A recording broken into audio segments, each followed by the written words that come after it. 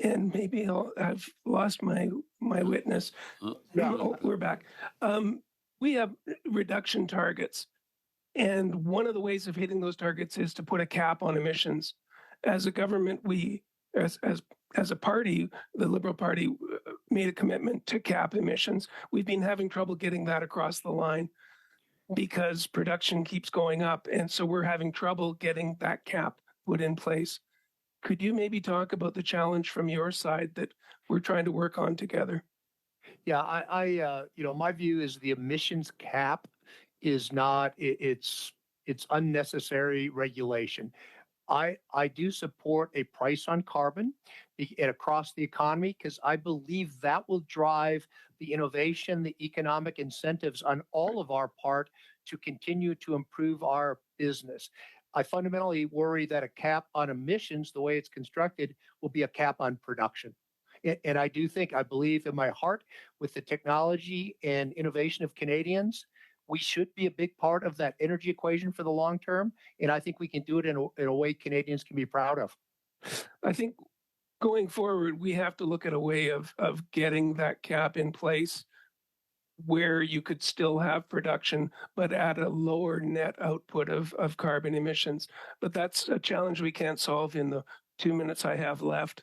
But just to put that on the table in terms of our discussion, and it is helpful for you to say that having an economic driver such as price on carbon on a long term gives us capital incentives for countries to know what the investment will look like in Canada in the years ahead.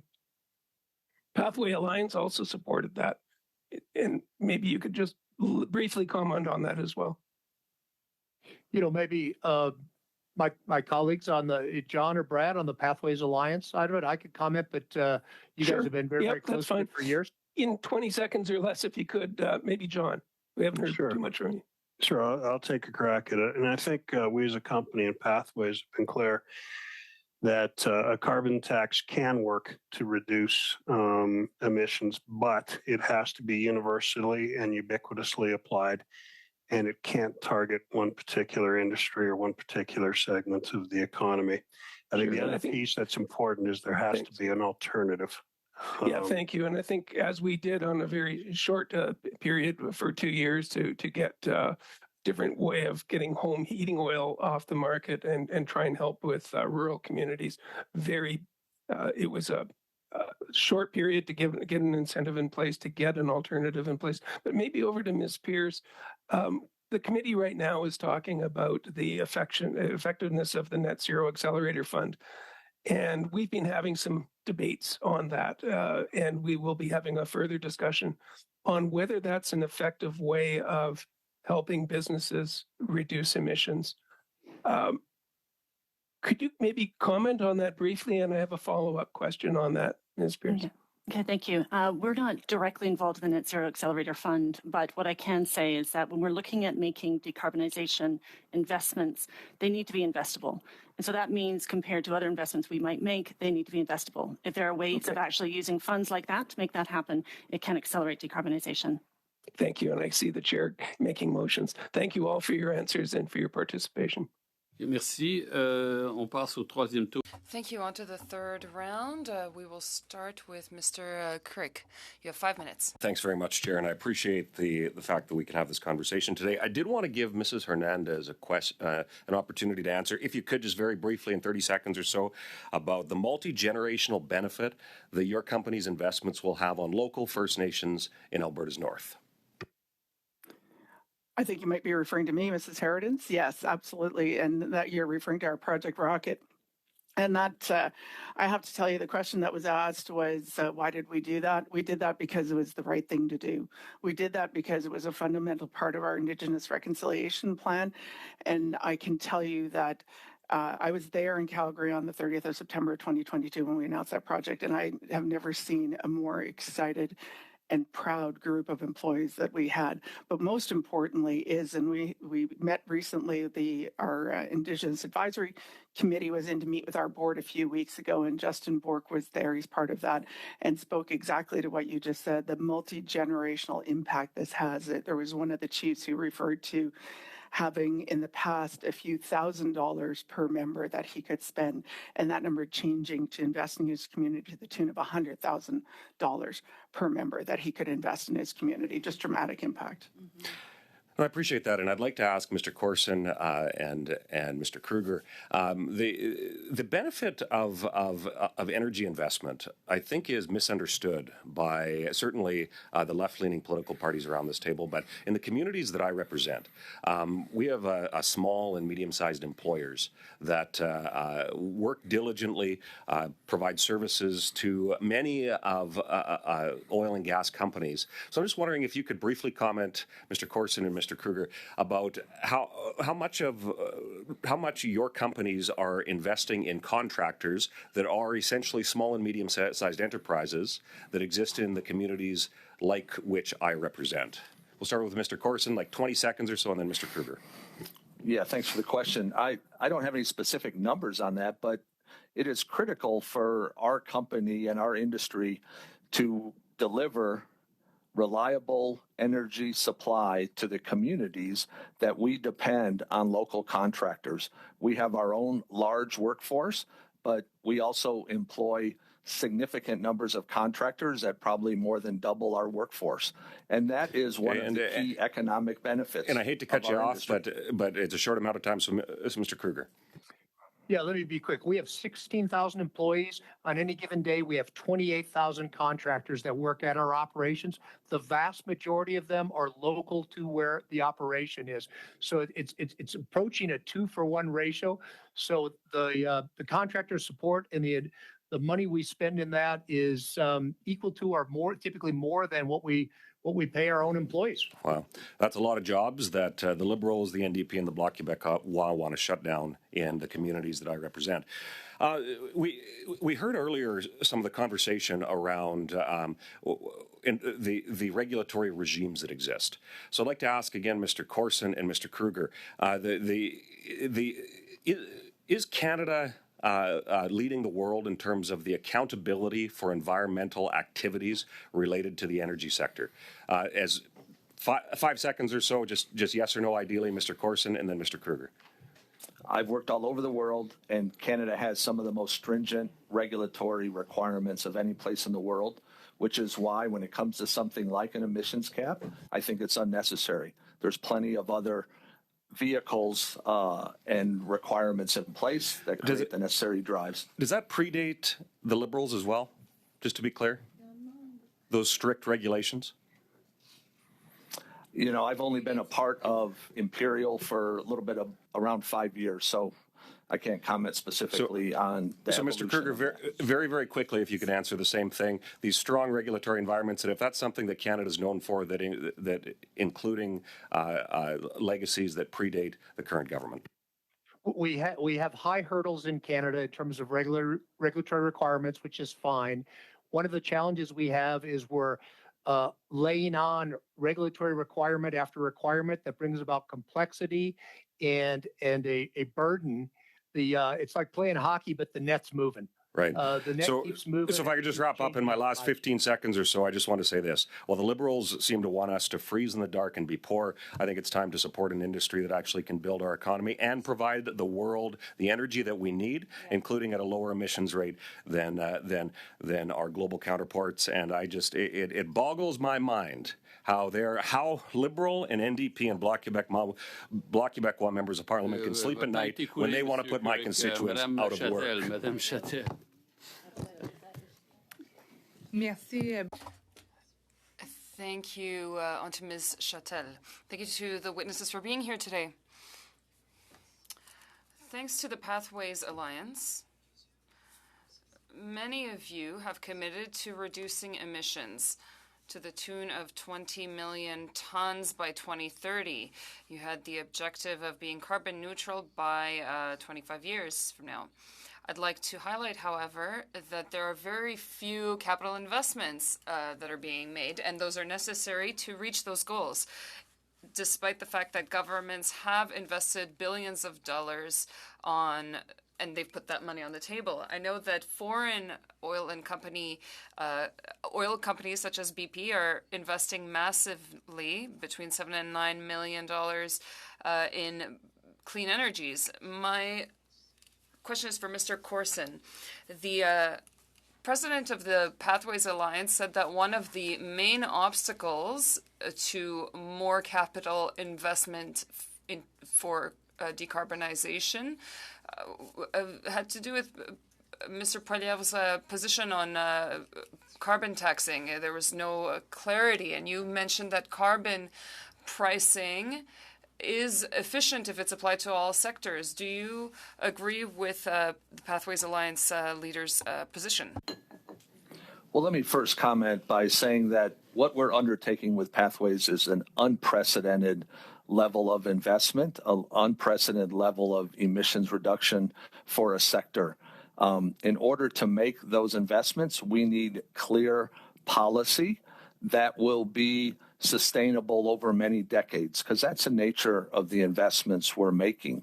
I can't comment specifically on the references that you mentioned to a Pathways executive, but having the clarity and the sustainability is key to us making these long-term investments.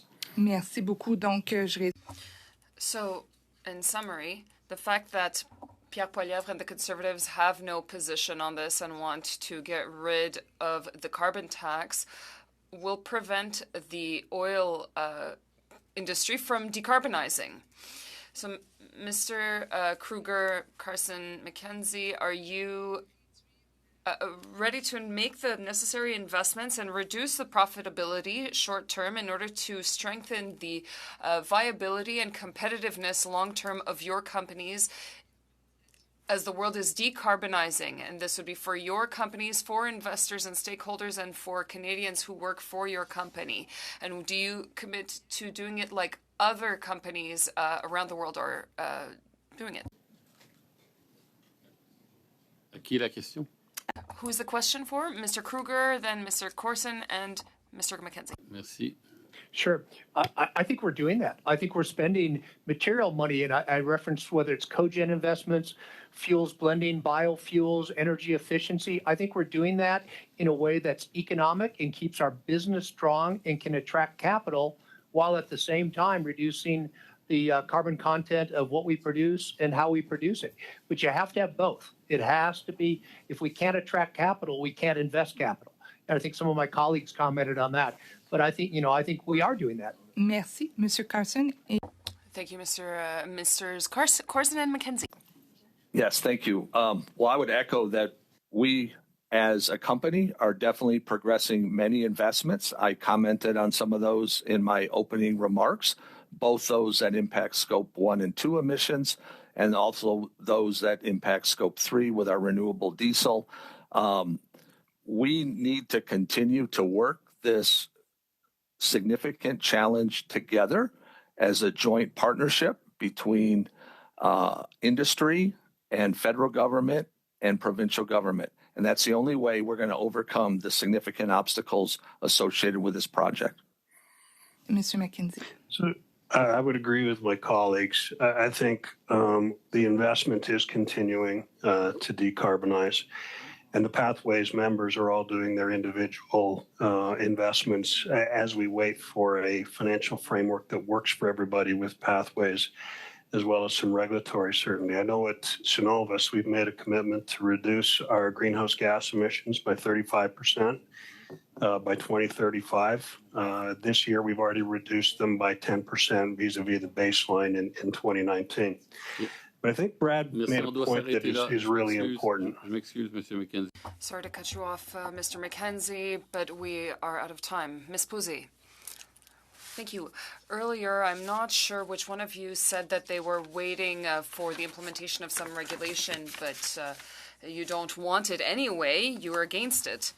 Mr. Kruger, I'd like to ask you some questions. In your opening remarks, you talked about exporting oil, but that is something that I would criticize you and the entire industry for. We never take into consideration the oil that is burned, and that is what generates CO2. But I would like to come back to the request from the Pathways Alliance. They talk about wanting to reduce emissions through the net zero strategy, but the emissions have not continued to increase. So Canada hopes to reduce 40% of emissions in all sectors from the industry, from your industry, from the oil and gas industry. They're asking for 30% reduction, which is 10% less than every other industry. And your goal as an industry is 16 to 20%. That's for 2030. So that is a lot lower than what is being asked of other industries. How can you commit to reducing emissions when you are not making any investments and you want to do everything that you can to impede these reductions? Well, fundamentally, I don't agree with most of what you just said, but rather than going through point by point, I think the challenge is framed wrong. Climate change does not go around a border. It's the climate, it's the globe. And if Canada can export cleaner burning natural gas, if it can export lower carbon oil to offset demand that will be consumed elsewhere, that makes the world a better place. So I think we're so constrained about focusing on restricting Canada. Mr. Kruger, I have to cut you off. We do agree on one thing. When the oil is exported or burned, that will also cause emissions, and you never take that into consideration in your remarks. So those emissions are just increasing, and that is my criticism. Floods, weather events, agricultural losses, all of that is part of it. So on to Ms. Collins. And how much time do I have, Mr. Chair? 2.5 minutes. Thank you. Maybe I'll ask Mr. Corson and Mr. McKenzie the same question that I asked Mr. Kruger. There's a clear analysis that the oil and gas emissions cap is already set at a level that is so low that your companies could, simply follow through on your voluntary climate commitments. So it's deeply concerning to me that I've heard you actively lobbying against an emissions cap. So either your intention is to delay climate action further so you can maximize your profits, or you never had any intention of fulfilling those climate commitments you made. Well, maybe I'll start. And as I mentioned before, Cenovus has made a commitment to reduce our emissions by 35%. By 2035, and we're well on our road to achieving those targets. I think the comments around the emissions cap are a bit different. I think what's been said is we don't need an emissions cap, in that all the incentives that are present today are the incentives to reduce our emissions, and we've made those kind of commitments. If it's redundant, why would you lobby against it? You have been promising to reduce your emissions, but your emissions have been going up year after year after year. Why would Canadians trust you? So I think if you look at the energy industry as a whole, our emissions actually peaked in 2017. And although production has continued to increase, our intensity has actually gone down. And as an individual company, I can tell you the same thing has happened with us. We are down 2 megatons. Emissions in the oil and gas sector have continued to rise year after year. Emissions in the oil and gas industry peaked in 2017. So, maybe I'll ask Mr. Corson, given that we've had reports that the oil and gas sector, your emissions are going up while other sectors are going down, that your voluntary climate commitments should already have you on track for meeting the low level that's required in an emissions cap. Why are you lobbying against it? Yeah, as I think we've said a couple of times, we don't feel like an emissions cap is necessary. We already have significant regulatory incentives and drives in place that are causing us to proactively reduce our emissions. And I've cited many examples on how we've done that. Thank you. We have to go now to Ms. Stubbs for 5 minutes. Thank you, Chair. Apologies for intervention earlier. Appreciate your rebuke of me. I do just want to clarify, of course. We call rebuking you. Okay, yes, and you are the most polite and diplomatic ever. I just do want to clarify that, of course, what I said to our colleague MP Collins is that every single question she's asking these industry representatives, she should actually be asking her partners in the Liberal government, because they are the ones who are in negotiations with the big multinationals on every Mr. Chair, point of order. About. Second of all, What's the point of order? Well, Mrs. Stubbs is referring to my questions about the oil and gas CEOs.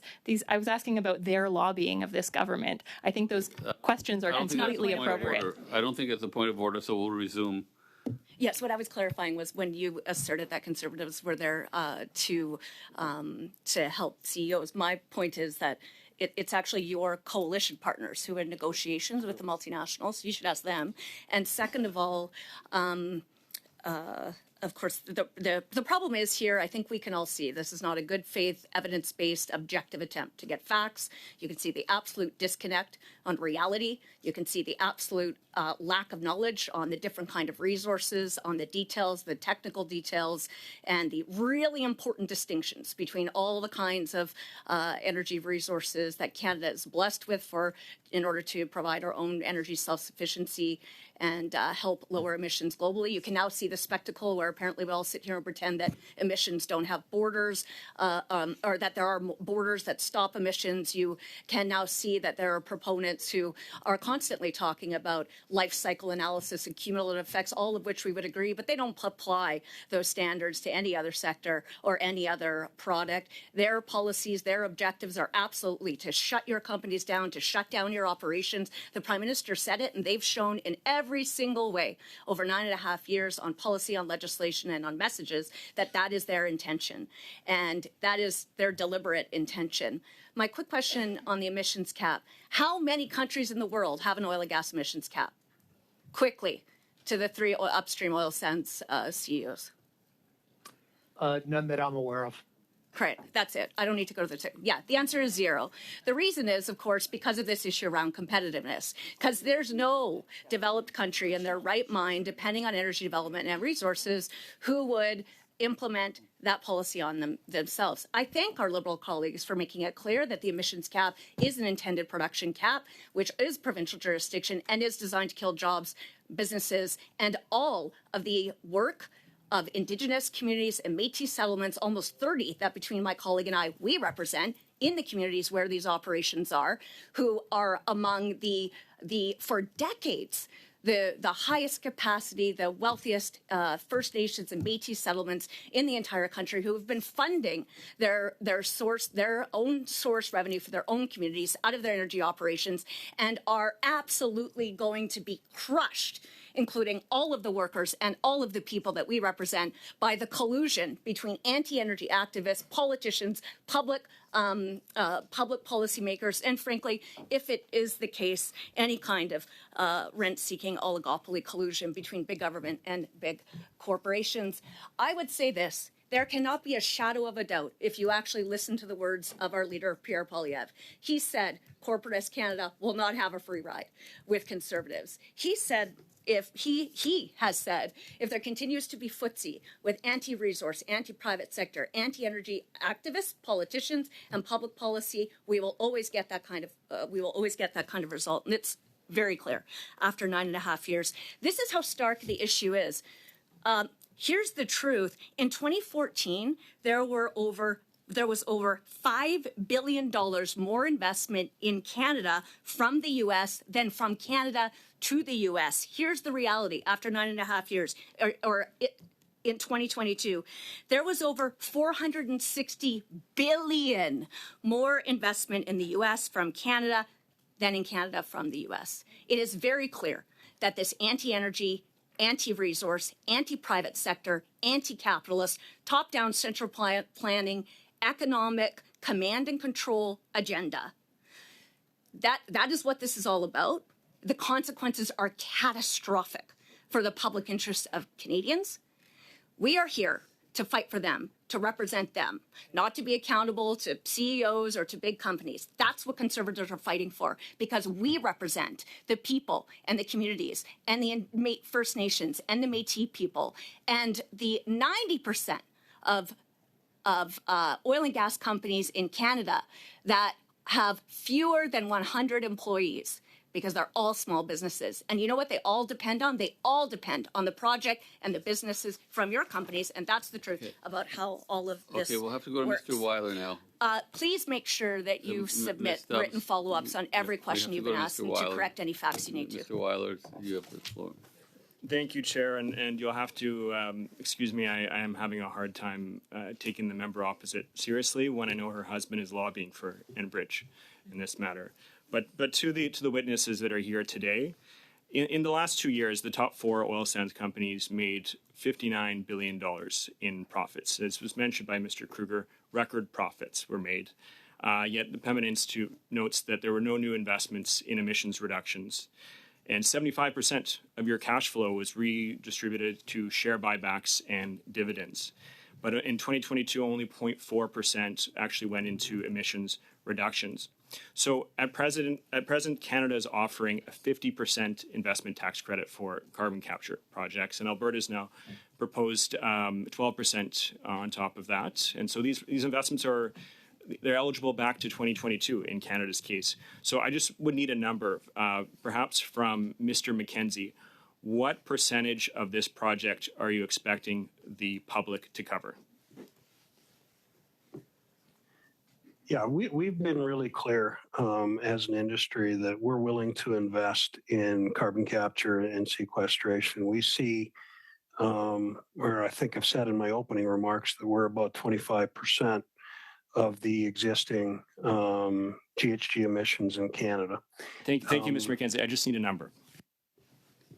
Yeah, and the numbers that we were talking about, I don't think are out of line with the numbers that you talked about. I think the piece that you're missing is the operating costs that go with it. So it's not only the capital investment up front, but it's also the operating costs that go with carbon capture and sequestration.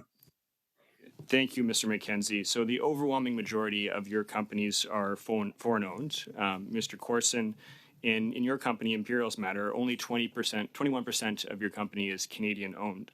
So why do you think it's fair that Canadians should foot this percentage of the project, 50%, when we're running estimated $50 billion deficit last year, when your companies are making record profits in order to clean up emissions coming from your projects, when 79% of the benefit from it could be going out of the country?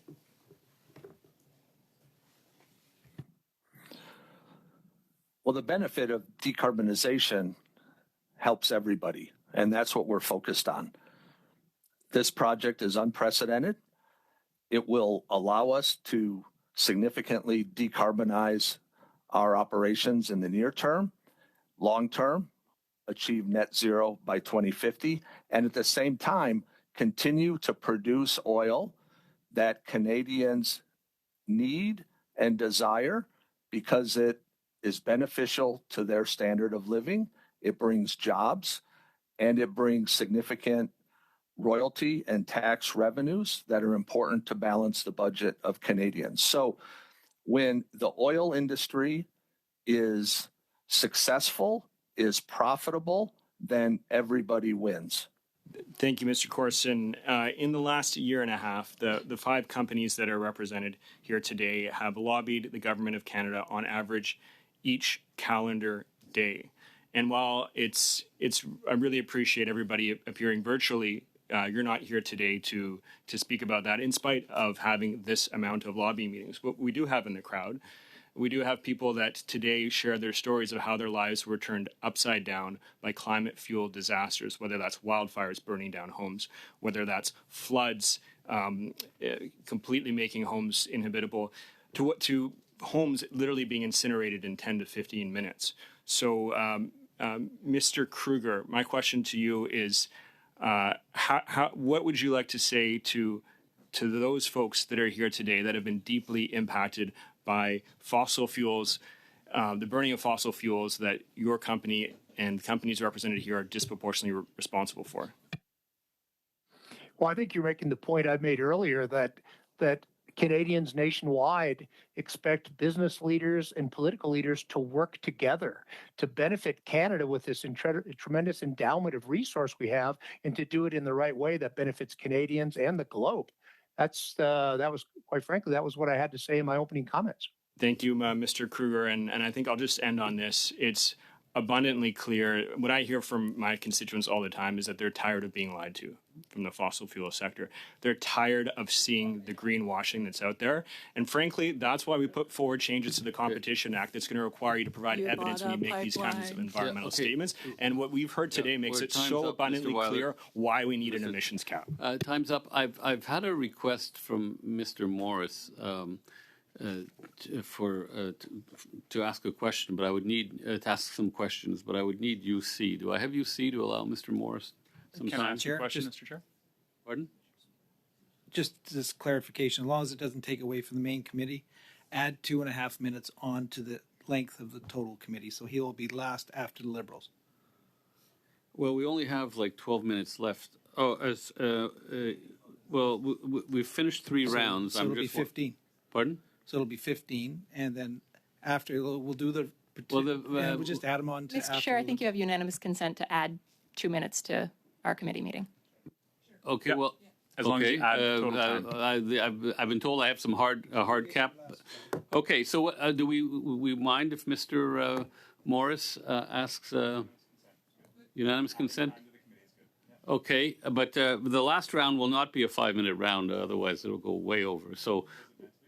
Yes, yes, we have 5-minute rounds. So I think what I'll do for the last round is I'll just cut it. That's what I was getting at. We don't want to short this committee and the members around here. So we would like to add total time. So Mr. Morris gets his 2.5 minutes, but we would just add that on to the, so everybody gets. Okay, so you want a 5-minute round?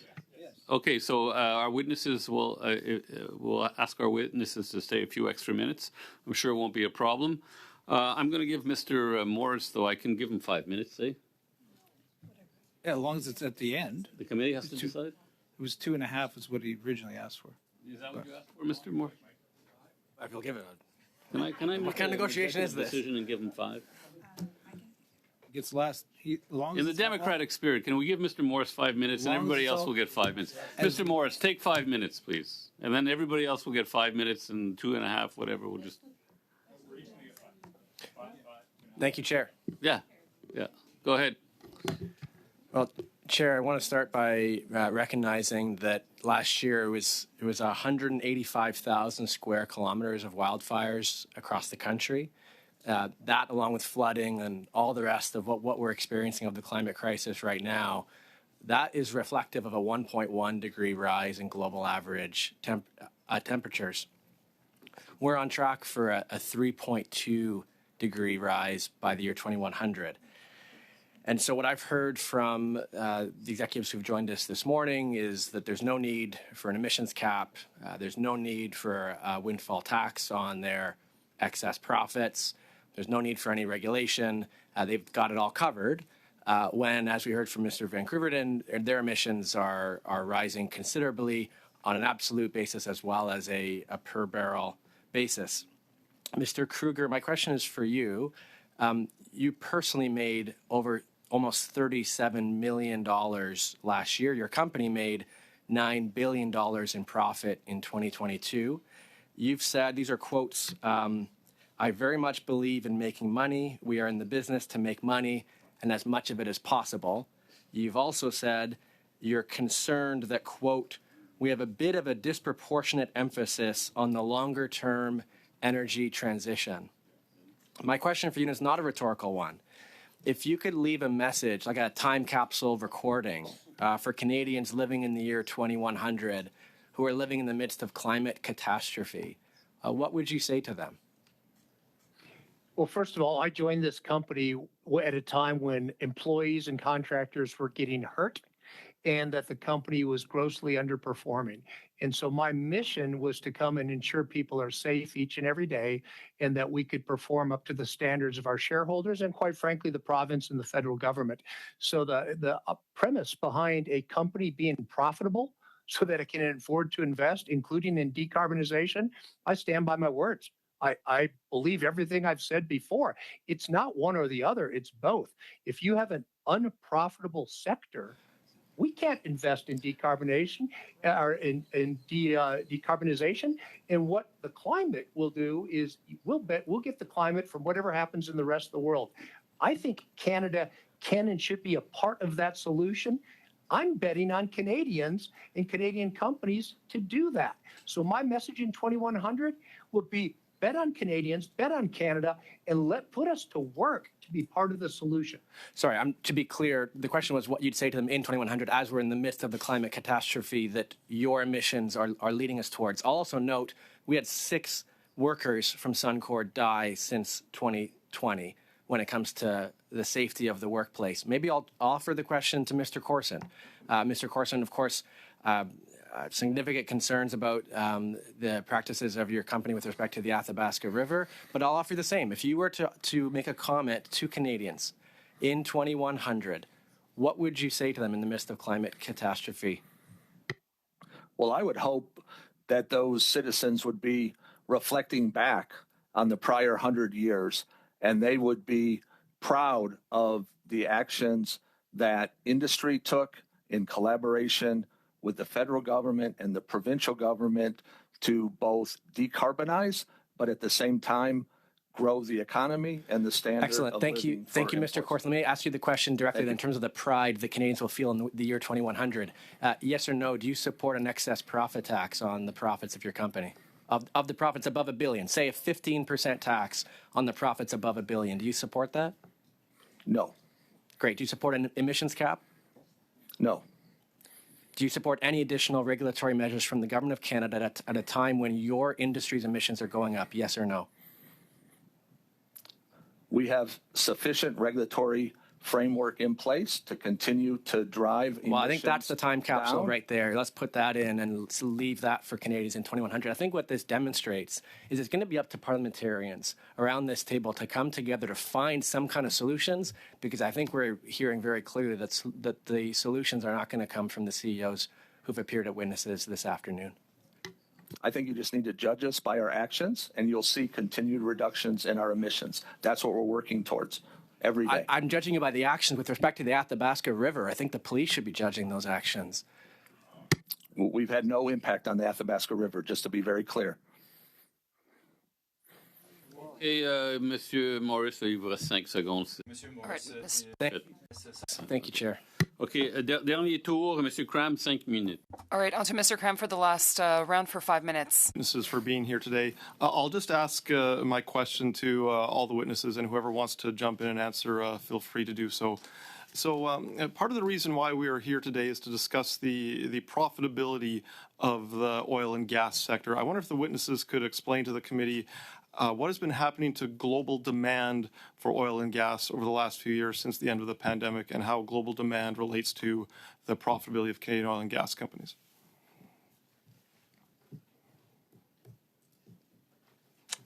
Well, maybe I'll take first crack, but demand for all hydrocarbons has been growing, and depending on who you believe, demand for oil this year will grow somewhere between 1.2 and 2.2 million barrels, and demand for natural gas typically grows at about 7 to 8 BCF per year. That doesn't necessarily translate into profitability for Canadian oil and gas, because the other requirement we have is egress to those markets. And so without egress, our product typically gets landlocked and discounted. I think with the startup of the TMX pipeline, what we've seen is us getting much, much closer to global pricing for our oil. And I'm hopeful that with the startup of LNG Canada, we'll start to see improved gas pricing for producers there as well. over the last few years, China has continued to build hundreds of new coal burning plants. Could Canadian oil and gas companies contribute to a reduction in global emissions by increasing Canadian oil and gas exports to China and to other countries? I believe so. Okay, Mr. Kruger, could you maybe elaborate on that a little bit? And can you speak to the emissions that come from a typical Chinese coal burning plant compared to the Canadian oil and gas sector? Well, I think you look at the energy sources and you look at the seriatim of carbon intensity. Coal would be at the higher end of that. Here in Canada, coke-fired boilers would be at the higher end of that. And as we go to fuel switching, natural gas in our case, or provide clean burning natural gas to China that displaces the need to build coal-fired plants, you are reducing the intensity of the global energy grid. And this is a global challenge, not a local or country by country challenge. Recently, I met with management and the union of Evraz North America, which operates a steel mill just north of Regina, and they've experienced quite a lot of layoffs recently, and they would love the opportunity to build more pipelines for this country. Why doesn't the private sector build more pipelines in this country?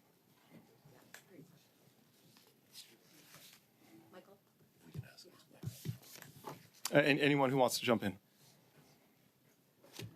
Well, I think at the end of the day, it's Michelle Harridens from Enbridge, and I think at the end of the day, we've talked quite a bit about the regulatory challenges and hurdles that come from investing in the country, and in particular, linear infrastructure such as ours faces many, many years and many, many levels of regulatory hurdles in order to be able to get in the ground and start delivering and provide that egress that Mr. McKenzie spoke to. That's the fundamental reason why. And finally, I wonder if the witnesses could share with the committee what they feel would happen to global emissions if the oil and gas sector and the oil sands in Alberta were shut down tomorrow.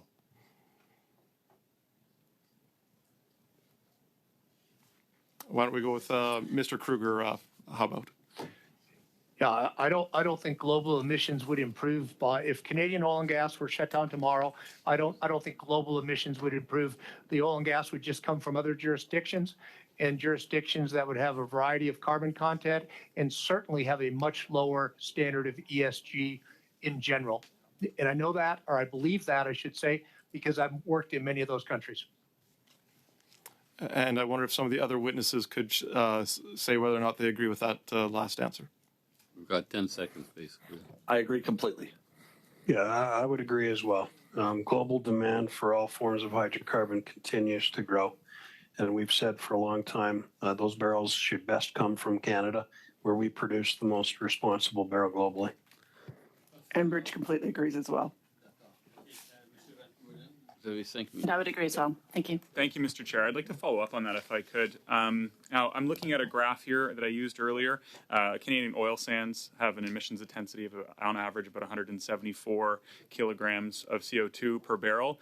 Mexico, Cantrell, for example, 40 kilograms per CO2 per emissions. So if we were to take the exact same number of barrels away from the oil sands, if we were to shift all of that production of crude oil to Mexico and reduce the average emissions intensity per barrel by that amount, like how can every witness on the committee today agree that emissions would go up if the most emissions intensive barrels of oil, and I'm just talking about oil sands here, were replaced by lower emitting barrels? Could somebody please explain that to me?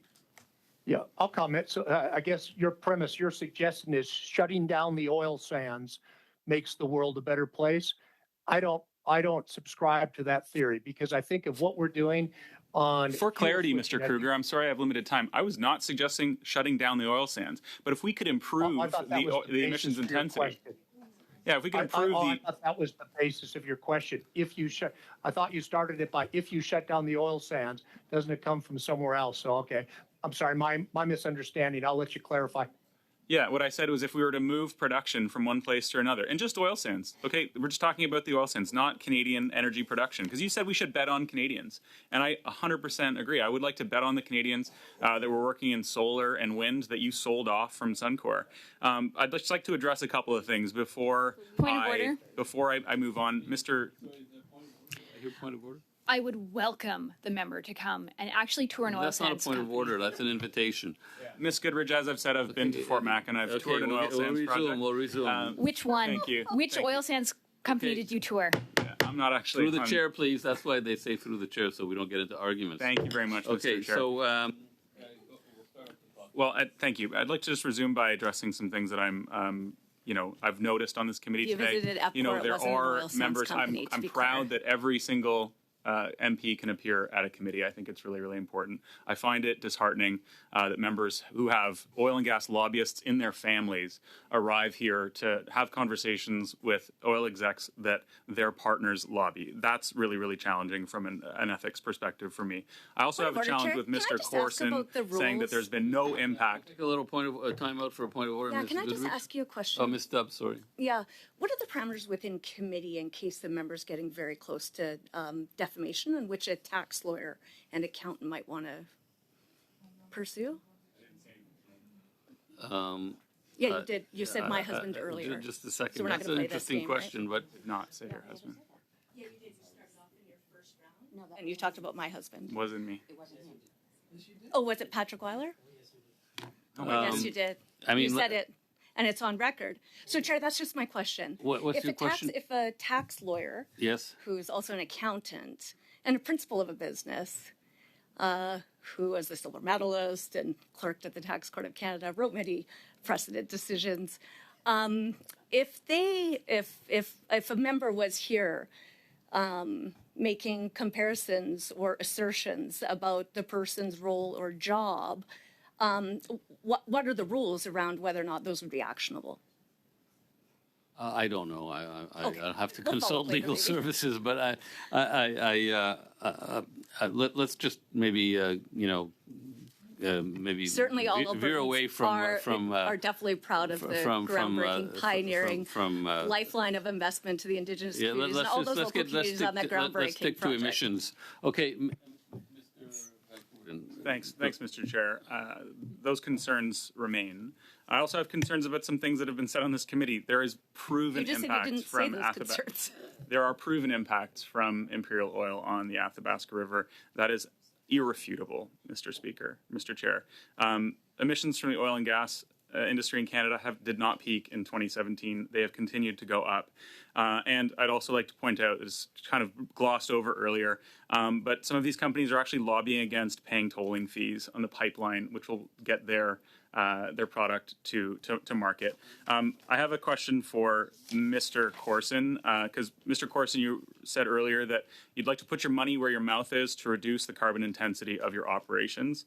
I think that's great. And again, I want to say that I want to bet on Canadians when it comes to both renewables and lowering the carbon intensity per barrel of Canadian oil and gas, because you're right, it does have a higher ESG focus than other places. But Mr. Kruger, if you could elaborate on this. I know that another big expenditure of oil and gas companies is advertising. There's legislation before the House to look into some of the advertising the oil and gas companies, public and government relations.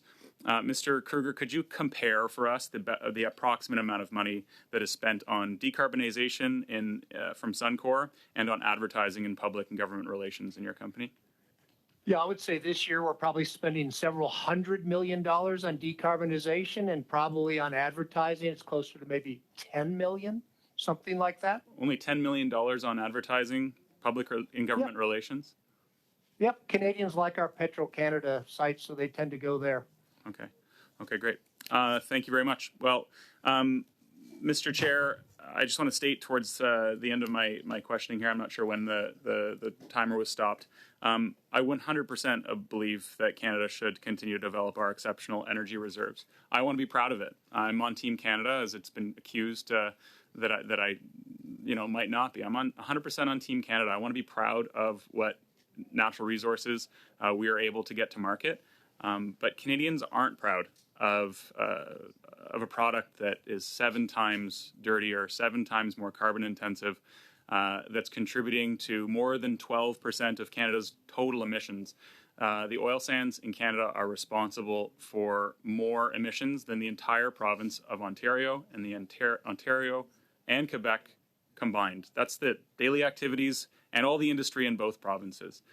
We've got a lot of work to do, and the oil sands, unfortunately, are headed in the wrong direction, as I pointed out earlier. Oil and gas emissions in the oil sands are going up, not down. And we need your help to get them down. Time is up. Ms. Posé, on to you. 5 minutes? No, 2.5. Well, all right. First comment. Earlier, Mr. Cram asked a question, and the answer was that it would be better that Canadian oil be exported because we had proper regulation, but I did not hear anybody talk about this regulatory framework during the last 2 hours. My question is for Ms. Harridan from Enbridge.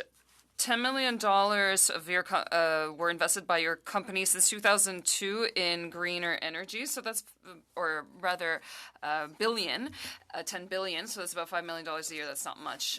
And then your site talks about projects that are currently being developed. Out of the 23 wind power parks and solar energy parks that are boasted by your company on its site, where are they? How many of them are in operation, and since when? Well, I can provide you with the specific details afterwards, but they are across North America and offshore in Europe. So they range from here in Ontario down to Texas. The most recent is our Fox, and that's on the solar side, our Fox Squirrel assets that we added in Ohio. And just for clarity, that's $10 billion that we've invested since 2002 in renewable energy projects. In more recent years, and most recently, we've invested over $1 billion in renewable natural gas, where we'll take gas from landfills and capture that. All right, I don't want to talk about renewable natural gas because that's another discussion altogether. I have a question for Mr. McKenzie. On your company's website, it says the objective is to reduce the emissions by 30 megatons by 2030 and to contribute significantly to Canada's goal of reducing emissions by 30%. The energy mix is a media in your sector. They say that the ambition is to have zero emissions and to increase by 30%. Is it a reduction of emissions or reductions of the intensity per barrel? Is it 30% or 30 megatons? Because it's not the same. Your time is up, unfortunately. On to Ms. Collins. Thank you, Mr. Chair. It's pretty disturbing to hear the lack of accountability from Imperial Oil to say that there's been no impact on the Athabasca River. The reality is that Imperial Curl Pond seeped 5.3 million liters of toxic waste into communities who already have disproportionately high rates of bile duct cancer. I sat down with the Mikisew Cree First Nation and heard stories about how they all have family members, friends who are diagnosed with cancer. It is deeply concerning to me. But I also want to take a moment just to note that Mrs. Stubbs talked about stopping the collusion between elected officials and CEOs. And we've heard accusations that her husband is a lobbyist for Enbridge and that she's now here asking questions to that same company. It seems like the Conservatives continue to run interference for their friends in Big Oil. They continue to cheerlead the fueling of the climate crisis. I'm just a little bit shocked from what I've heard both from the CEOs today and from Conservative MPs. It is time to tackle the climate crisis with the urgency and at the scale that matches the emergency that we are in. I want to just maybe give Imperial Oil a moment to speak to the impact that you've had on First Nations communities who have disproportionate rates of cancer in their community because of your tailing ponds.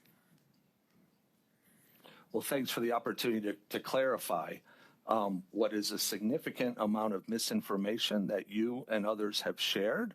The Curl seepage incident is very unfortunate, and I've appeared before this committee 2 times to talk about all of the actions that we are taking to mitigate that, all the actions we are taking to prevent its recurrence, and certainly the impacts to the indigenous communities.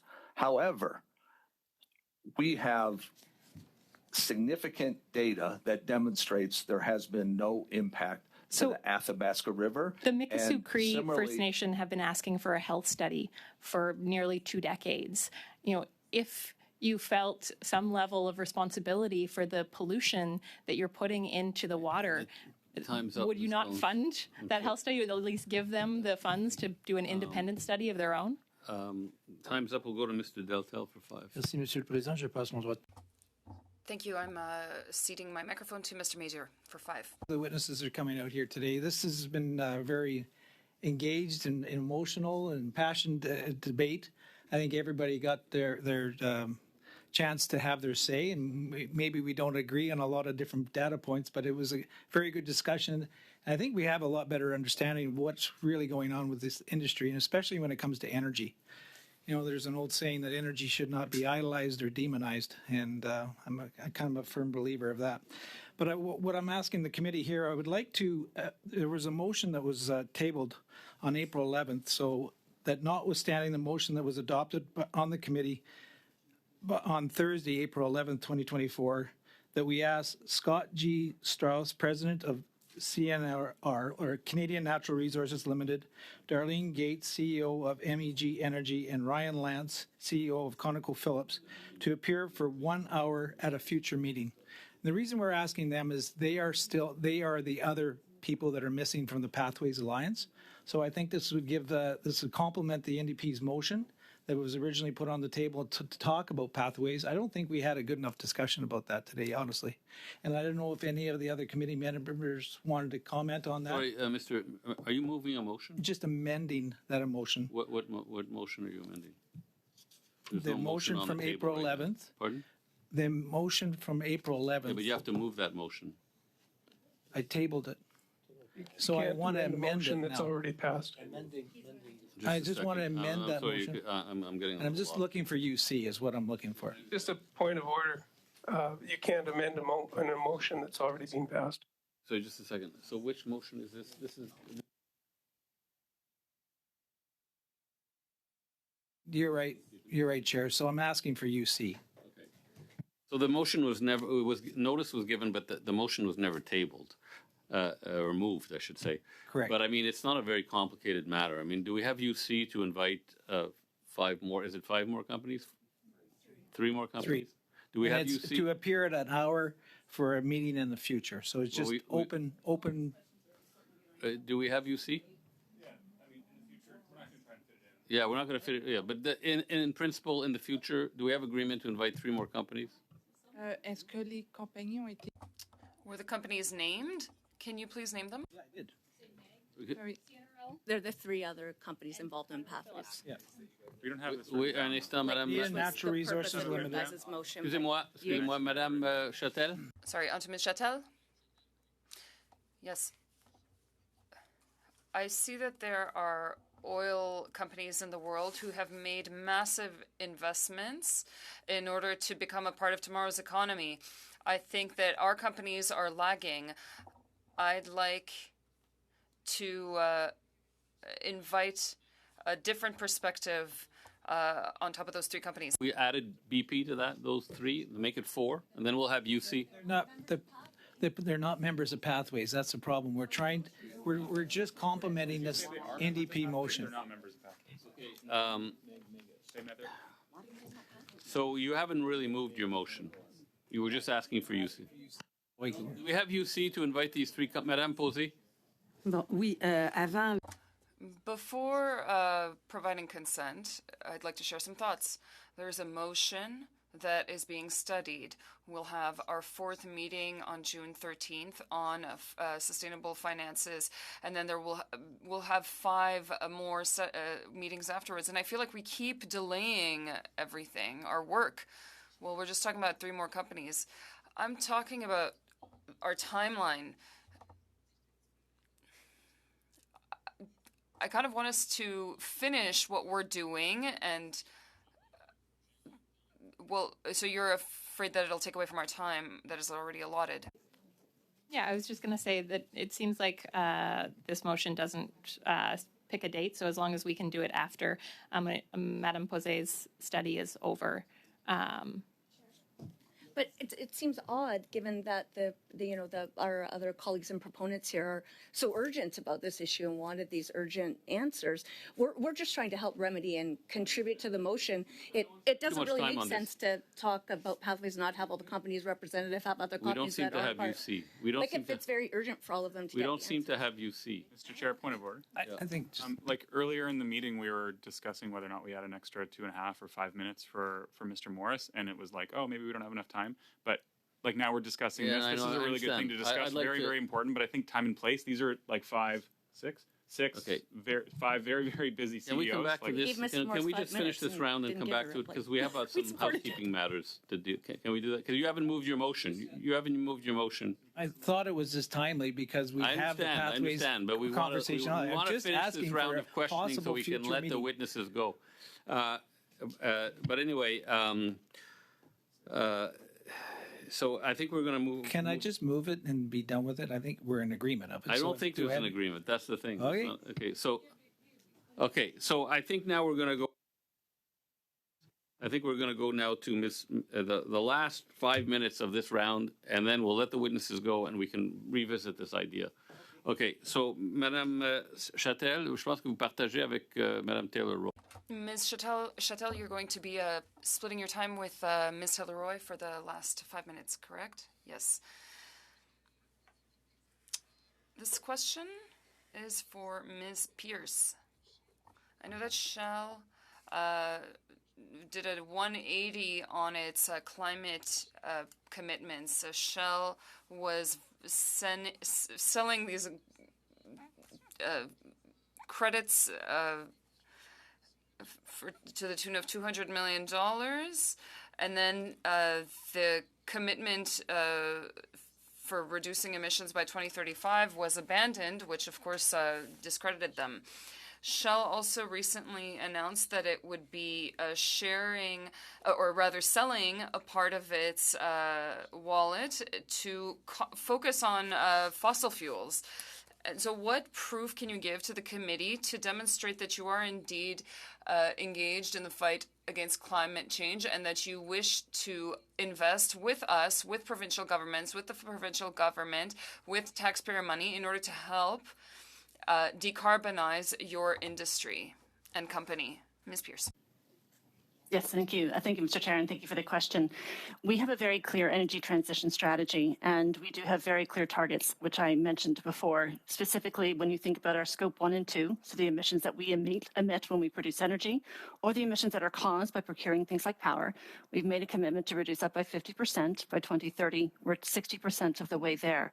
Uniquely also, we do have a scope 3 target. Scope 3 is the customer's emissions. So the emissions that if you buy petroleum from our station, you would emit those emissions. We have a commitment to reduce the carbon intensity of that scope 3, again, 15 to 20% by 2030. We also have a commitment to reduce 15 to 20% absolute by 2030. Merci beaucoup. Thank you. Other than words, Yes. to say, but we look forward for more action. I'll cede my time to Ms. Taylor-Roy. Thank you very much. And again, thank you to the witnesses. And I just want to be clear, you spoke of a lot of good in answering the questions opposite on how you have helped Indigenous communities near where you operate. And I noticed that even though this hearing, this meeting was not about investments in Indigenous communities, you had all those numbers, but you didn't have any numbers on your investments in net zero. So I do, as a a very profitable sector of our economy. Undoubtedly, you've done a lot of good, and I think Canadians thank you. You know, many, many jobs have been created. There's been much good done, and you've helped your communities. But it's not that we're questioning. It's the fact that for 50 years, we've known that the product that you produce is contributing to the climate crisis. And so, given that you've done a lot of good, it seems now there's a lot of prevarication around what should be done, when it should be done, waiting for a framework. You know, you're all able to begin investing now much more in emissions reductions. You collectively make up 31% of the emissions in Canada, and you're less than 5% of the GDP. Most of the money goes outside of this country. Yeah, that's right. We have our commitments as a country, and you're a part of that economy. So what are you going to do? And I would like, again, to hear from you that you will table the plans that you and your boards have approved to get to net zero, including current and planned investments going forward. Thank you. Is that a question or just to reiterate? No, I'd like to hear from that we're going to table No, I those. understand, but it's also reiterating the request to send follow-up documentation that answers Ms. Taylor-Roy's question. But who would like to take a stab at that question? Well, Mr. Chair, I would just comment that we have already provided our Advancing Climate Solutions report to the entire committee. And if you study that report, it lays out a clear roadmap of the investments we have made and we have planned. And as an example of ones we have made, we are building right now Canada's largest renewable diesel facility that will result in significant reduction in Scope 3 emissions. I also commented we just started up and announced first production from a new operation at our Cold Lake that uses the latest technology employing solvents to reduce the greenhouse gas intensity of those barrels by 40%. So I use that just to illustrate two examples of many that are on our roadmap. I appreciate the examples, but what I asked for were detailed plans to get to net zero, to meet your goals of 2030 and 2050, not two examples. Your emissions are still going up. We'd like to see the plans, please. Our time is up, but this is a request that the committee is making towards each and every one of you, which is to provide us with written information that details your plans to reduce greenhouse gas emissions. We will stop there. I'd like to thank you for having joined us for this discussion, which was quite robust at times. I think that you have provided us with a lot of knowledge on this issue. So thank you very much, and have a good evening. And perhaps we will see each other on another occasion, but thank you for having been here tonight. Colleagues, I just have a couple of housekeeping things to take care of. So we adopted a motion, Mr. Mazier's motion, to have a meeting on the 11th of June on net zero with a 2-hour meeting, but 1 hour in camera. We agreed that certain documents would be certain confidential documents would be made available for consultation at a location to be determined. It looks like it's going to be hard to amass all of these documents by the 11th. So what is being proposed, and I discussed this with Mr. Mazier, is that we do that meeting not on the 11th, but on the 18th. So we're just delaying a week so that we make sure we have all the documents. Is everyone, I can't imagine anyone disagreeing with that. So it means a 2-hour meeting on the 11th and a 4-hour meeting on the 18th, rather than a 4-hour meeting on the 11th and a 2-hour meeting on the 18th. It's just, on décale là d'une semaine. So we're delaying by a week, that's all. Are we all in agreement? Fantastic. Clarification. So we have, with the kind of guaranteed, the indication was we want to make sure we have this meeting before we take off for the summer, right? So 18th is kind of the do or die date. So do we have the resources? We're I think I'm hopeful that we do. Because the understanding we have, so everybody knows is on the same page.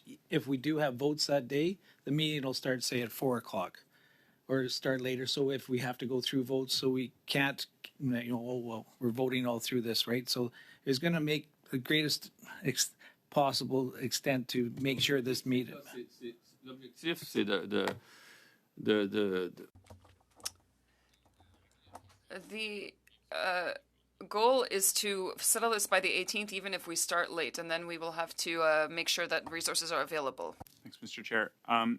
It's a good idea. One thing we need to address now that it's on the same day is the plan then to view documents for 2 hours. My understanding is that, and this is why it's being delayed to the 18th, because I think the motion said the documents should be available 3 days before. Is that what it was? Yes. Yeah. So we've been told, or I've been told, that by making it the 18th, we can make the documents available. Okay, I understand that. It wasn't my question. Oh. My question is, there was discussion last time about whether or not we want to view the documents before or after we have witnesses. Does this mean that we will be viewing documents in the first 2 hours of the meeting and then having our regularly scheduled meeting afterwards? Because that would flip it to the viewing and the meeting around. My understanding was we would have 1 hour with, I guess, the witnesses, and then 1 hour in camera with the documents. Is that correct? Yeah, meanwhile, we have 2 days. And meanwhile, there's 2 days to consult the documents before the meeting. Before the meetings even happen, like we have access to the documents 3 days before the actual meeting. But we're going to get access to the documents on the 18th. Is that what this is? No, saying? earlier, 3 days before. Oh, on the 15th. If we want, you can consult. Oh, okay, them. so the 11th wasn't an option, so that now we're suggesting that we can have the documents available on the 14th or the 15th something or something like that. Yeah, 13th, 14th. Okay, so then why would we have 14th. a 4-hour meeting on the 18th if we're going to be Because viewing documents? we have a regularly scheduled 2-hour meeting to finish up the water study. The idea was always to add this 2-hour meeting on the net zero accelerator on top of another meeting. We were going to do it Monday on top of another meeting. It was always a question of adding 2 hours to an existing meeting. That's what the motion said. We're good? Yes. Just for clarification, do you mind repeating the dates that the meetings are going to be extended? Is it just the 18th, or was there another date? No, just the 18th. Just the 18th. And you said to wrap up the water study, but my understanding is that we had the minister coming. He wasn't able to come. I apologize. You're absolutely right. The minister's coming the 18th. Thank you. The water study is being wrapped up the 11th. Thank you for that. Is the minister coming first? Right? Yes, he's coming for the first 2 hours. Then we go into the net zero accelerator for 2 hours. And then